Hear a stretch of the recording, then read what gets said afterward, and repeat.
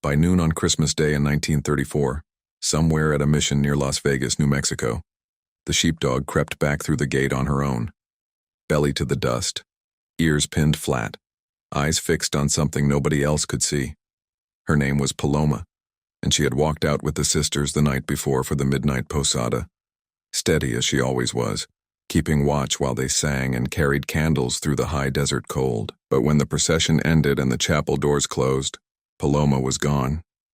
No bark, no scramble, just gone, as if the dark between the adobe walls had swallowed her whole. When she came back 12 hours later, dust caked her belly, and her paws dragged shallow lines in the courtyard dirt. She would not go near the shade of the mission wall, though the December sun sat white and merciless overhead. She circled the well twice, whining low in her throat, and when one of the younger sisters knelt to touch her, Paloma flinched hard and backed toward the open ground as if the cool shadow of the adobe held heat she couldn't stand. The mission sat on a long stretch of scrubland west of Las Vegas, New Mexico, where the air tasted like juniper and clay, and the wind came down cold off the mountains even in summer. It was a small place, a chapel with cracked plaster and wooden pews worn smooth by decades of hands, a courtyard enclosed by low adobe walls, a cemetery on the south side, fenced with weathered wood and wrought iron that sang when the wind pressed through it. The sisters who lived there, 5 of them, in simple gray habits, tended the chapel, kept a garden that fought the dry soil, and rang the bells twice a day to mark the hours. Paloma had belonged to the mission for 3 years. Brought as a pup by a shepherd from the valley who said she was the smartest dog he'd ever raised, and the mission could use her more than he could. She was a cattle dog, low and broad-chested, with a coat the color of rust and one white paw. She slept on the chapel steps and followed the sisters to morning prayers, and never strayed farther than the fence line, not once in 3 years. Until Christmas Eve. The posada had been planned for weeks, a procession through the mission grounds, lanterns and candles and voices singing the old songs asking for shelter. The father from the parish in town had come to lead the service, along with a handful of families from the valley and a boy named Tomas, who sometimes helped the sisters with the heavier work around the mission. It was cold that night, the kind of cold that made breath hang visible and turned the ground hard under boot heels. Paloma walked beside Sister Luz, who carried one of the candles, and when they stopped at the chapel door to sing the final verses, the dog sat quiet at her feet, watching the flame. Then the singing stopped. The candles were blown out. The families went home. The father blessed the altar and left in his truck, tires crunching on gravel. The boy, Tomas, walked back toward the road with his mother. And when Sister Luz turned to latch the chapel door, Paloma was no longer at her side. They called her name, walked the courtyard with a lantern, checked the garden, the well, the small shed where tools were kept. Nothing. Sister Luz said later that she felt certain Paloma had been right there when they entered the chapel. She could have sworn she heard the dog's nails on the stone step. But when she looked back, there was only the empty threshold and the dark pressing in from all sides. The other sisters searched the cemetery, walking between the grave markers with shawls pulled tight against the wind.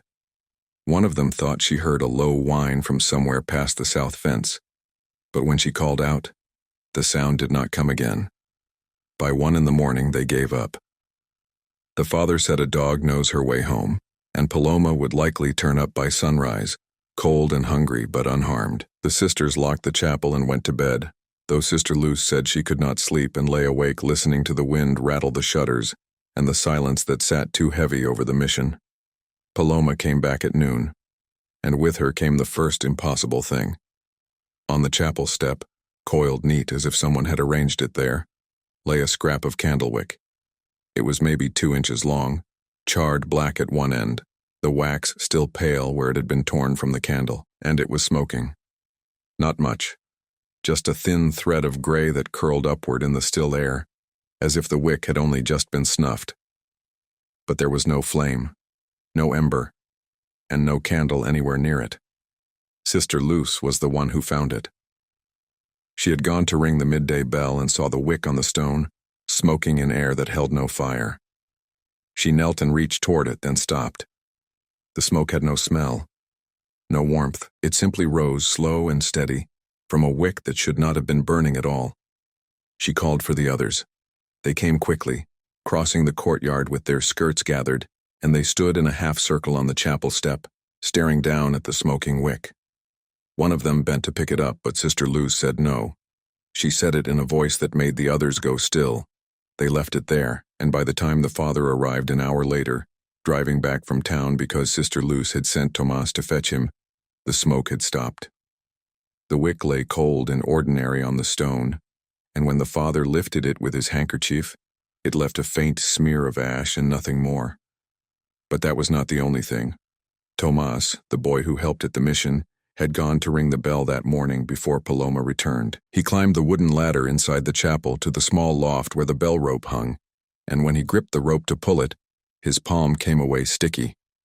Black and thick, like pine tar or old grease, though the rope had been clean the day before. He wiped his hand on his pant leg and pulled the bell anyway, and it rang clear and loud across the mission grounds the way it always did. But when he climbed back down and showed his hand to Sister Luz, the pitch was still there, tacky and dark, and it would not wash off with water or lye soap. It took 3 days and a scrap of rough cloth before his palm was clean again, and even then he said the skin felt strange, as if something had pressed into it and left a mark beneath the surface. And there was the print. Paloma's paw, the white one, had left a single mark on the cold stone floor just inside the chapel door, a full print, clear and deep as if she had stepped in mud and then walked across the threshold. But the stone was dry, and the print was warm. Sister Luz found it in the late afternoon, after the father had gone, and the wick had been wrapped in cloth and set in a drawer in the vestry. She had gone into the chapel to light the candles for evening prayer, and she saw the print near the door, pale against the dark stone. She knelt beside it and held her hand above it, not quite touching, and she felt heat rising from the print as if it had been pressed from within the stone itself, as if something beneath the floor had pushed upward and left its shape behind. She did not touch it. She stood and backed away, and when the other sisters came for prayers, she told them not to step near the door. They prayed that evening in the back of the chapel, voices low and uncertain, and when they left, they locked the door and did not return until morning. People in New Mexico still talk about that Christmas. Not often, and not in town where the father used to preach. But out in the valley where the shepherds keep their flocks and the old families still tend the graves at the mission, they talk about the dog that came back wrong and the bells that would not ring after dark. They talk about it carefully, as if the words themselves might draw attention, and they do not let their children wander near the south fence of the mission cemetery, not even in daylight. The sisters tied blue rags along that fence the day after Christmas. Strips of cloth knotted to the iron posts and the wooden rails, fluttering in the wind like silent prayers. They walked in pairs after that, never alone, and they stopped ringing the evening bell. The father did not ask them why. The timeline made no sense from the start. The sisters tried to piece it together that first morning after Christmas, sitting in the mission kitchen with the father, a ledger open on the table, writing down what each person remembered and when. Sister Luz said Paloma had been at her side when they entered the chapel at the end of the posada, just past midnight. She remembered hearing the dog's nails on the stone step, but Sister Inez, who had been standing near the door, said she looked back when they began the closing hymn and the dog was already gone. That would have been 11:50, maybe 11:55. Tomas, the boy, said he saw Paloma sitting by the well when his mother called him to leave, and that was before the hymn started, closer to 11:40. But his mother said no. She did not see the dog at all that night. Not once. So when did Paloma leave? And where did she go for 12 hours in country she knew better than any human at the mission?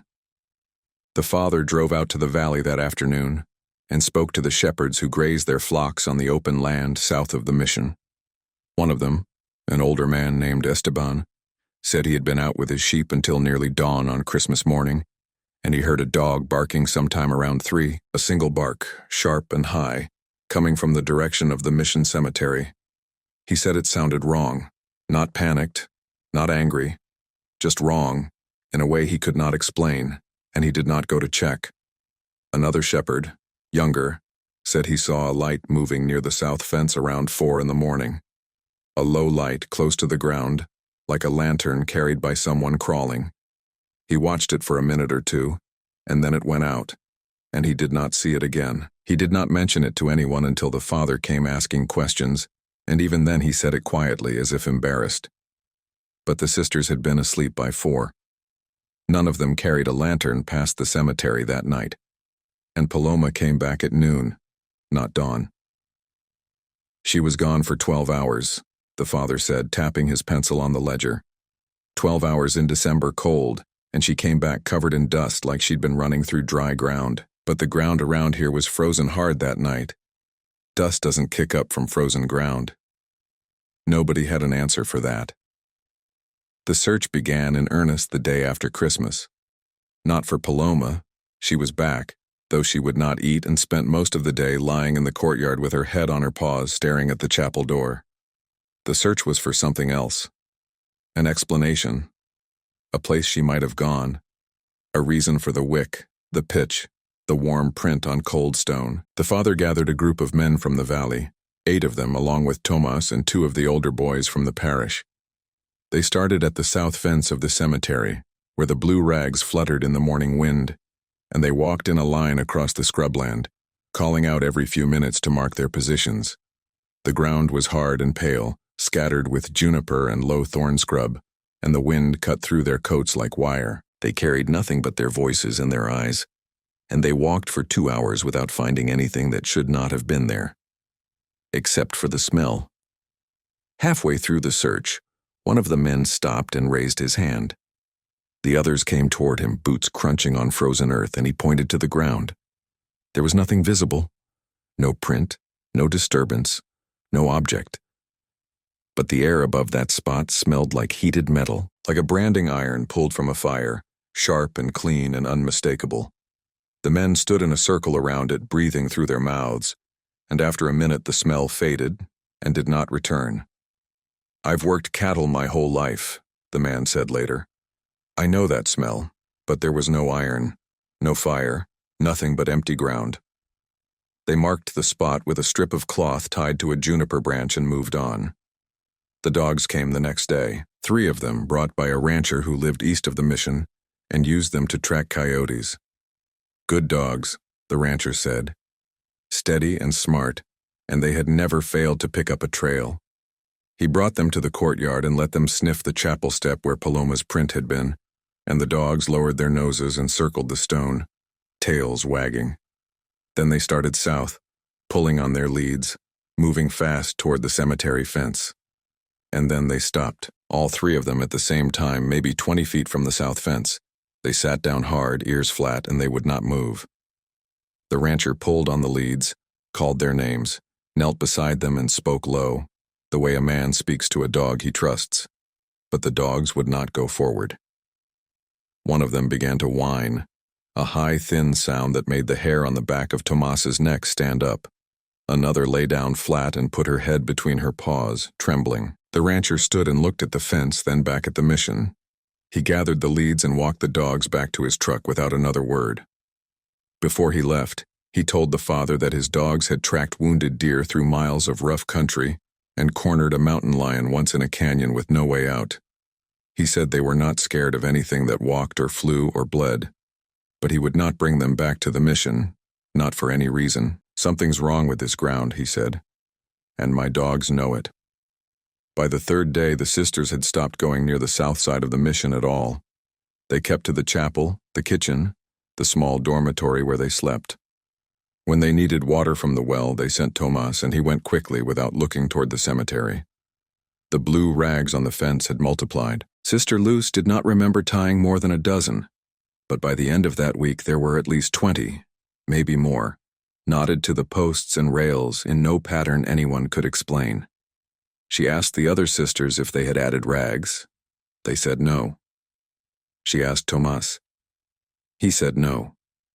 The father said maybe the wind had pulled some loose and recaught them on other posts, but Sister Luce did not believe that, and neither did he. The candle wick was still in the vestry, wrapped in cloth and placed in a drawer that nobody opened unless they had to. But on the morning of the 28th, Sister Inez went to retrieve a missal from that same drawer and found the cloth unfolded, the wick lying on top of it exposed. She was certain she had folded the cloth tight 3 days earlier. She called Sister Luz, and the two of them stood in the vestry doorway, staring at the open drawer.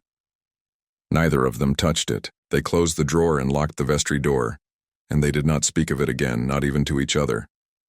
Tomas's hand had finally come clean, but he said the palm still felt strange. He said it sometimes grew warm in the night, as if he had pressed it against something hot, though he had not. He stopped ringing the bell. The father did not ask him to try again. Men in New Mexico still tell the story of the search, and they tell it carefully. The older hands in the valley, the ones who were there that week, say you do not walk alone past the south fence of the mission cemetery, not before sunrise, not after dusk. Some of them will not walk it at all, even in full daylight with another man beside them. They say the ground there does not give back what it takes, and they say it quietly, as if the land itself might be listening. On the 4th night after Christmas, the sisters gathered in the chapel for evening prayer. The sky outside had gone the color of old milk, flat and pale and featureless, and the wind had stopped entirely.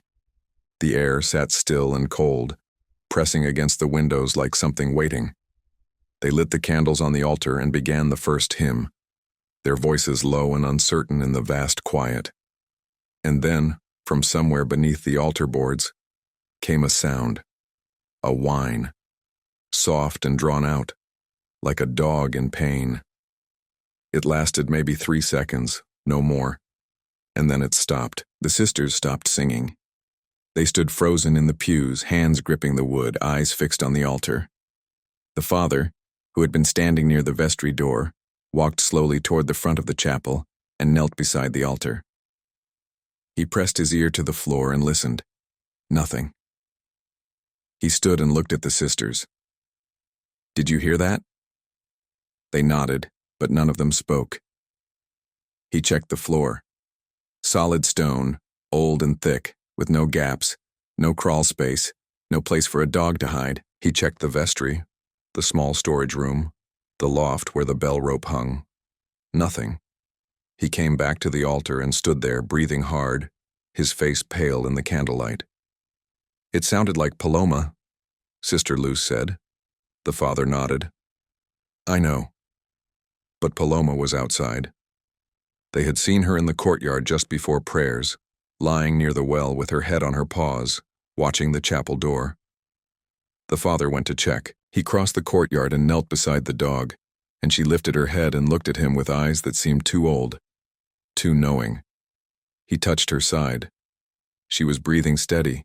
She had not moved. She had not made a sound. By morning, Paloma was gone again. The second disappearance was different. The first time, Paloma had vanished in the dark during the posada, and nobody saw her go. This time, it happened in daylight, and 3 people were watching. Sister Luz had been standing at the courtyard well, drawing water for the kitchen. Tomas was near the gate, mending a section of fence where the wood had cracked. The father was inside the chapel, but he came to the door when he heard Sister Luz call out. She was pointing at Paloma, who had been lying in her usual spot near the chapel steps. The dog stood slowly, stiff-legged, and walked toward the south fence. Not running, not hesitating, just walking, steady and deliberate as if someone had called her name. "Paloma," Sister Luz said. Not loud, just firm, the way she always called the dog. Paloma did not stop, did not turn her head. She reached the cemetery fence, slipped between 2 of the posts where the blue rags fluttered, and kept walking into the scrubland beyond. Sister Luz started after her, but the father came down the chapel steps fast and caught her arm. "Don't," he said. They watched the dog walk south across the open ground, her rust-colored coat vivid against the pale dirt and dead grass. She walked maybe 100 yards, and then she stopped. Just stopped, in the middle of nothing, and stood there facing away from the mission. They waited. 1 minute. 2. And then Paloma dropped to her belly, the way a dog does when it sees something it cannot approach, and she crawled forward maybe 10 feet and disappeared. Not behind a rise in the land, not into a gully or a shadow. She was there, crawling forward, and then she was not there anymore. The ground was flat. The air was clear. There was nowhere for a dog to go. But Paloma was gone. Tomas ran out past the fence, shouting her name. The father followed, moving slower, his boots loud on the hard ground. Sister Luz stayed at the fence, gripping the rail with both hands, her knuckles white. Tomas reached the spot where Paloma had been, and he stopped and turned in a full circle, calling and calling. The father knelt and pressed his palm to the dirt. He stayed like that for a long time, and when he stood, his face was tight and gray. "The ground is warm," he said. They searched until dark, a dozen men from the valley walking in lines again, calling for the dog, marking their paths with strips of cloth tied to the low scrub. But the land gave them nothing. No prints, no sign, no sound. By nightfall they had covered every foot of ground within a half-mile of the spot where Paloma disappeared, and they found nothing but cold dirt and wind and the smell of juniper. Except for the second candle wick. One of the men found it just before sunset, coiled on the ground near a clump of thorn scrub. It was identical to the first. 2 inches long, charred at one end, pale wax still clinging to the fiber. And it was smoking, the same thin gray thread rising into the still air, sourceless and odorless, as if the wick had been burning moments before and had only just gone out. The man did not touch it. He called the others over, and they stood in a half-circle, staring down at the smoking wick, and nobody spoke. One of them finally bent and picked it up with a piece of cloth, and the smoke stopped the instant the fabric touched it. The wick went cold and ordinary, just a scrap of wax and string, and when the man unfolded the cloth later to show the father, there was nothing left but a smear of ash. But the father did not need to see it. He had already stopped believing this was a search for a dog. The next morning, the father opened the mission ledger to record the events of the past week, and he found something that made him close the book and sit very still for a long time. The ledger was old, leather-bound, with pages yellowed and soft from decades of use. The sisters kept it in the vestry, and they recorded everything: masses, baptisms, repairs, donations, deaths. The father had written in it himself just 3 days earlier, on the 28th, noting the search and the strange occurrences at the mission. His handwriting was there, clear and steady, in black ink. But beneath his entry, in the same black ink, in the same hand, was another line: "Bell will not ring after dark. She is beneath." The father stared at the words. He knew his own handwriting. He had kept journals for 20 years, written thousands of sermons, signed his name on baptismal certificates and marriage records and letters to the diocese. This was his handwriting. But he had not written those words. He had never written those words. He did not remember writing them, and he could not imagine a moment when he would have. He called Sister Luz into the vestry and showed her the ledger. She read the line twice, her lips moving silently, and then she looked at him. "Did you write this?" "No. It looks like your hand." "I know." They stood in the small room, the ledger open on the table between them, and neither of them touched it again. Sister Luz said she would ask the other sisters if any of them had seen the father write in the ledger recently, but she already knew the answer. The father had been with them almost constantly since Christmas. If he had written in the ledger, someone would have seen. "What does it mean?" Sister Luz asked. "She is beneath." The father shook his head. He did not know. But that night, when the sisters gathered for evening prayer, he did not ring the bell. He told them the rope was frayed and needed repair, though it was not true, and they all knew it. The bell stayed silent, and from that night forward, the mission bells were never rung after sunset. Theories spread through the valley like frost. Some said Paloma had been poisoned and was wandering in delirium, though no one could explain how a poisoned dog could vanish into open ground. Others said the mission had been built on old land that belonged to people who did not want to be forgotten, and the Christmas posada had disturbed something that should have been left alone. A few of the older shepherds said the dog had never come back at all, that what returned at noon on Christmas was not Paloma, but something that looked like her and knew her habits well enough to fool the living. Nobody said these things loudly. They said them at night in kitchens and around small fires in voices that did not carry past the walls. And when the younger men asked what they should do if they saw Paloma again, the older ones said the same thing. You don't follow her, you don't call her name. And you don't walk alone past the south fence of the mission, not before sunrise, not after dark. By the second week of January, the rule was everywhere. Parents told their children. Ranchers told their hands. The priest in town, who had replaced the father after he requested a transfer to another parish, told his congregation during Sunday Mass that the mission was a place of prayer and should be respected, and that meant following the customs of those who lived there. He did not explain what those customs were, he did not have to. Everyone in the valley already knew. The smoking wick was kept in the vestry, wrapped in the same cloth as the first, though no one was certain anymore if there were 2 wicks or only one. Sister Luce swore she had placed them in separate drawers, but when she went to check, both pieces of cloth were in the same drawer, folded together, and inside was a single wick, longer than either of the others, as if the 2 had been joined end to end while no one was looking. She brought the cloth to the father before he left. He unwrapped it slowly, his hands steady but his face pale, and he looked at the wick for a long time without touching it. This shouldn't exist, he said. I know. It shouldn't be possible. Sister Luz nodded. But it is. The father wrapped the wick again and placed it in a wooden box, and he told Sister Luz to bury the box in the cemetery, in the ground behind the chapel where the old graves lay unmarked and forgotten. She did not ask why. She took the box and buried it herself alone, just after dawn, and she did not mark the spot. When she came back, her hands were clean, but she said they felt heavy, as if she had been carrying something much larger than a small wooden box. On the 15th of January, a girl from the valley came to the mission with her mother. The girl was maybe 7 years old, small and quiet, with dark eyes that seemed too serious for her age. Her mother said the girl had been having dreams. Bad dreams. Dreams about a dog that walked backward and a bell that rang in a voice that was not a bell. The mother wanted the sisters to bless the girl, to pray over her, to make the dreams stop. Sister Luce brought the girl into the chapel and sat with her in the front pew. She asked what the girl had seen in her dreams. The girl looked at her hands. A dog, she said, with one white paw. Sister Luz went very still. Where did you see this dog? By the fence, the one with the blue cloth. And what was the dog doing?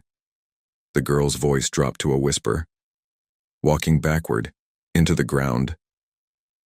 Sister Luce asked if the girl had ever been to the mission before. The mother said no. They lived east of the valley, more than 10 miles away, and the girl had never seen the mission, never heard the stories. But the girl described the cemetery fence perfectly. She described the blue rags.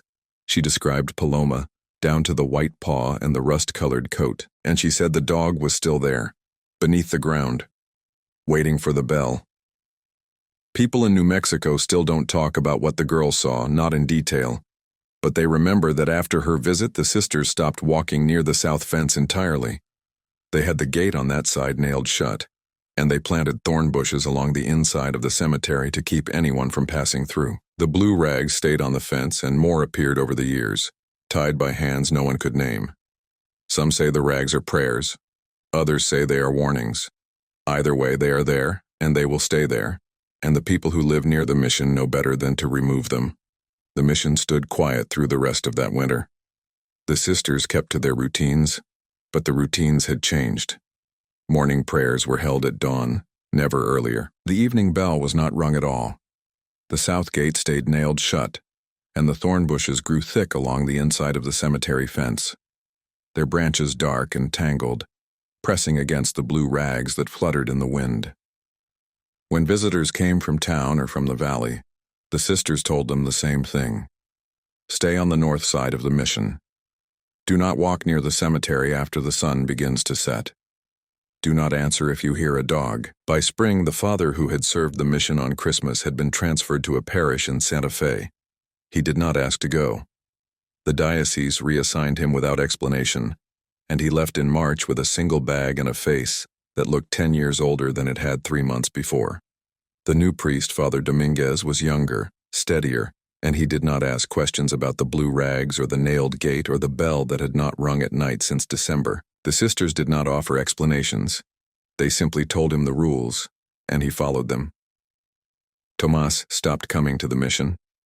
His mother said he was needed at home, but the truth was the boy would not walk past the south fence anymore, not for any reason.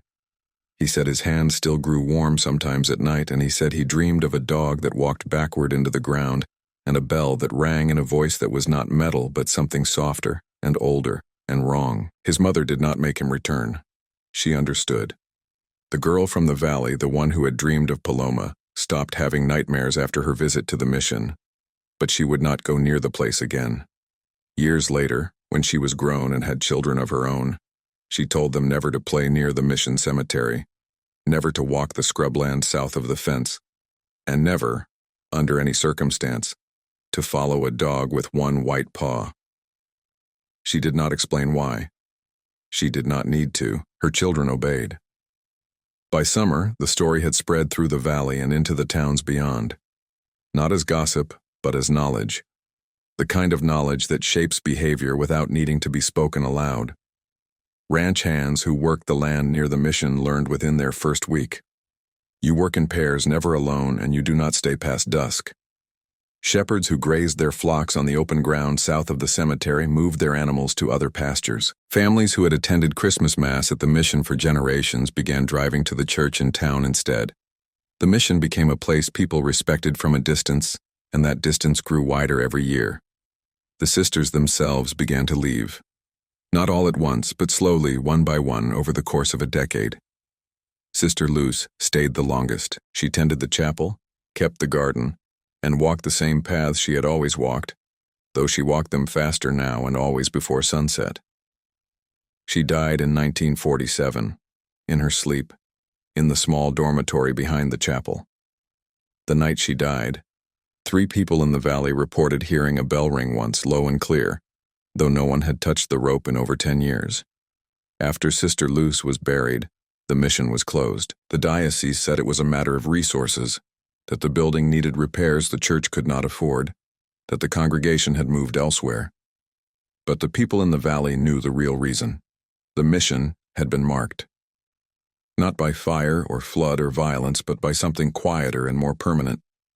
The ground there had changed. The air had changed. And no amount of prayer or paint or new wood could change it back. The chapel stands empty now. The roof has caved in places and the walls are soft with weather and time. The cemetery is still there, overgrown with scrub and wild grass, the grave markers tilted and worn smooth by wind, and the blue rags are still on the south fence. Dozens of them now, maybe more, tied by people who do not remember why they tie them, only that their parents did, and their parents before them. The rags are part of the land now, like the stones and the thorns and the silence that sits too heavy over the mission grounds. But the rules remain. In the valley, in the towns around Las Vegas, New Mexico, people still tell their children not to walk near the old mission after dark. They still say you do not go alone. They still say that if you hear a dog, you do not follow it, and if you see blue rags on a fence, you respect them. These are not suggestions. They are laws, unwritten and unbroken, passed down through generations like heirlooms no one wants but everyone keeps. And sometimes, late at night, shepherds working the land south of the mission say they see a light moving low to the ground, like a lantern carried by someone crawling. It appears for a few seconds, no more, and then it goes out. They do not go to check. They turn their backs and move their flocks elsewhere, and they do not speak of it until they are home behind walls with others who understand. In 1983, a surveyor working for the state came to map the land around the old mission.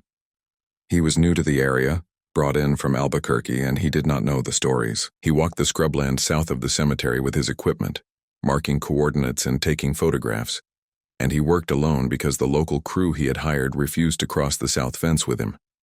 They waited by the truck, smoking and watching, and when the surveyor came back 2 hours later, his face was pale and his hands were shaking. He said he had found a scrap of candlewick on the ground near a clump of thorn scrub. He said it was smoking. He said he picked it up and it burned his palm. Not with heat, but with cold so deep it felt like heat. And when he dropped it, the wick was gone. Just gone. As if it had never been there. He showed the crew his hand. The palm was red and blistered, though he had been wearing gloves. He packed his equipment, drove back to Albuquerque that night, and never returned. The map was never finished.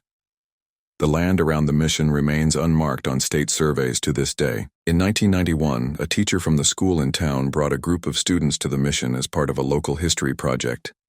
They walked through the ruined chapel, took photographs of the grave markers, and wrote essays about the early settlers who had built the mission and the sisters who had kept it. One of the students, a girl named Rosa, wandered away from the group and walked to the south fence. She saw the blue rags and reached out to touch one. Her teacher saw her and shouted. Not angry, afraid. She ran to Rosa and pulled her back, and she told the girl never, ever to touch those rags, never to step past that fence, and never to come back to the mission without an adult who knew the rules. Rosa asked why. The teacher did not answer. She gathered the students, loaded them onto the bus, and drove back to town. That night she called Rosa's mother and told her what had happened. The mother thanked her and said she would speak to Rosa. And she did. Rosa never went near the mission again.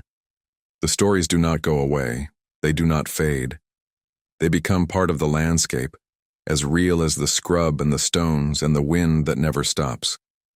And the people who live near the mission, the ones whose families have been there for generations, know that some places hold on to what happens in them. Some places do not let go. 3 versions of what happened that Christmas in 1934 exist in the valley. The first is the human version. Someone poisoned Paloma, or the dog ate something toxic, and the strange occurrences were coincidence and nerves, and the power of suggestion amplified by isolation and faith. The second is the natural version.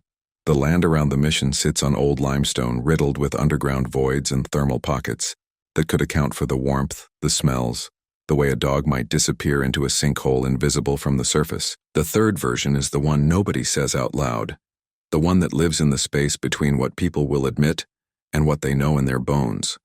That Paloma came back wrong, that something beneath the mission called her, and that the bells stayed silent because whatever rang them that Christmas was not wind, not rope, not human hands. Which version makes sense here? The human one, the natural one, or the impossible one that people in New Mexico still refuse to name, even when they follow its rules every single day? Subscribe so you don't miss the next story.